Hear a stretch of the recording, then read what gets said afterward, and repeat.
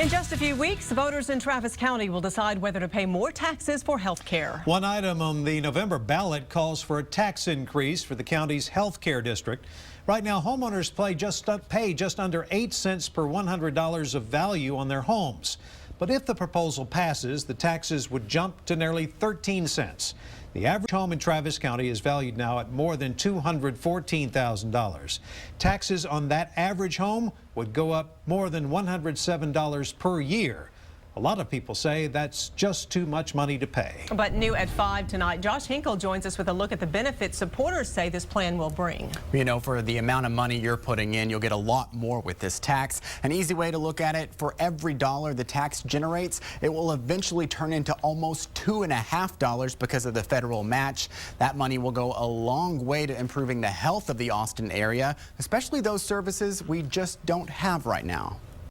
We're going to have to grow our own physicians here. Austin is short on doctors. Ask Christopher Zebel, the head of ER at UMC Brackenridge. He sees people leaving town to get the care they need. Right now, this community suffers from people of all walks of life having to go to Houston to go to MD Anderson for cancer care. They have to go places for advanced surgeries that aren't done here. Transplants, for example. People have to go to Dallas or San Antonio or Houston. The answer? A medical school. The central health tax won't actually pay for the building, but it will pay for doctors, teachers, students, and their resources. Those things should spill into the community. As Zebel says, 80% of med students end up practicing within 50 miles of where they went to school and residency. For you, it will eventually mean health services like better preventative care, telemedicine for patients at home, and extended clinic hours.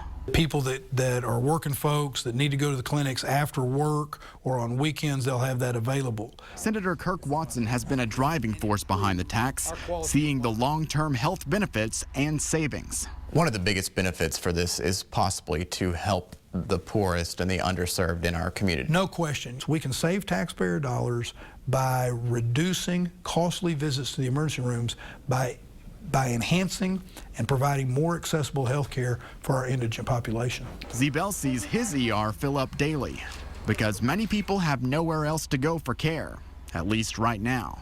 This isn't so much about paying another tax and getting nothing as it is about investing money so that you can get a really good return.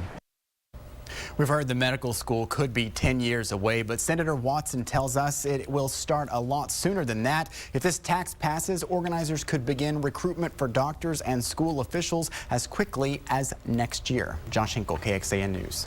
Josh, thank you so much for that. Well, supporters of this plan to bring a medical school to Austin say that it would bring 15,000 jobs to our area. A majority of those jobs would not require a bachelor's degree, and they say the estimated annual economic impact could go as high as $2 billion. But opponents say this proposed tax increase on the November ballot is way too high. The head of the Travis County Taxpayer Union says passing Prop 1 would give a green light to spend millions on unnecessary programs. The slogan is keep Austin healthy, and we agree. We have got to stop the bleeding of these property taxes that are literally driving people out of their homes. We have to not accept this property tax subsidy for a medical school because people can't afford it.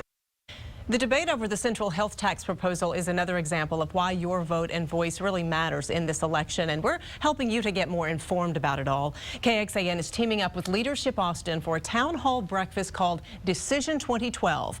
We've gathered the experts to help you understand the major issues you'll be deciding at the polls.